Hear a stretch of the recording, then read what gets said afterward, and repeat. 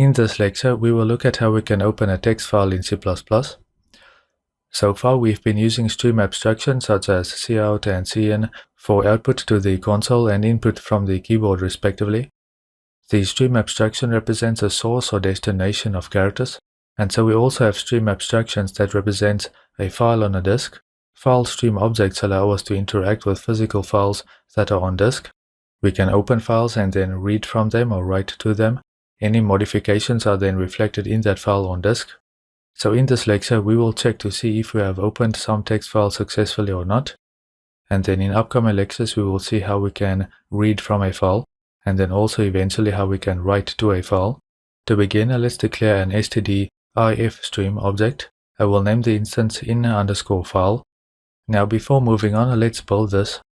We get an error that variable uses an undefined class. So we need to include the header for that, which is #include if stream. I will build again, and that succeeded. Now we need to open and basically connect a file to this file stream. The file does not exist yet, but let's say we want to open some file named text.txt. So with the .txt extension, then we can use the open member function and pass in the string literal, like so. The string literal represents the path and the name of the text file, so the particular file that you want to open. For example, in some IDEs and on some platforms, you may need to go up one level by using the ... and 2 backslashes like so, this sort of syntax. Remember that in C++, a backslash in a string signifies an escape character. So when specifying a path in a string, we cannot use a single backslash. We need to use 2 backslashes. Now instead of using 2 backslashes, you can use a single /. I will open the project folder in File Explorer. As we'll see later, the file that you attempt to open may be located at the root folder for your project, but the actual .exe for your program is located in the debug or the x64 folders. Because of this, you may have to go up 1 or 2 levels. In some instances, again depending on the particular platform. In Visual Studio, it is fine to just specify the name and the extension of the file, in this case text.txt.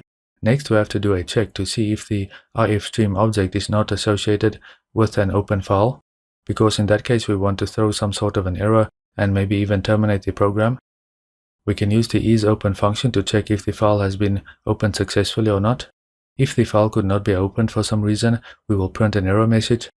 At this point, we may want to exit the program. Let's return 1 instead of 0 so that we know that something has gone wrong when the program terminates in this way. Else, so if the file has been opened successfully, then we may want to do something with that. In this case, we will simply print out the file has opened successfully.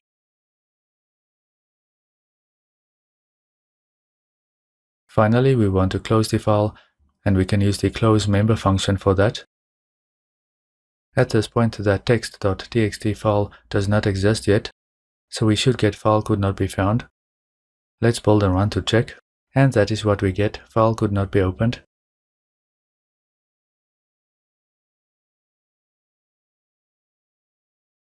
Next, we want to create this text file. We can do this within Visual Studio. To demonstrate, I will right-click on the resource files, navigate to add, and then select new item. We can also right-click on the project to add a new item as we have seen before when creating a header or a source file.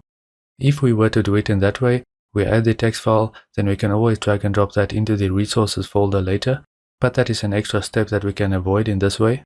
So again, we can right-click on resource files, navigate to add, and then select new item.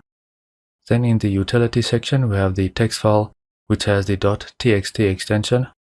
I will give that some name such as text.txt for this example. Also note the path, so where the file is located. If we want to specify the full path where we open the file in C++, then what we can do is we can copy this path, then we can paste the path followed by the file name if we want to hardcode that full path name. We will look at this here shortly. It is best not to do this since if the program runs on a different machine, so if someone runs the program on a different system, then the path may be different. If we build and run now, then we get file opened successfully. I will open the project folder in File Explorer again.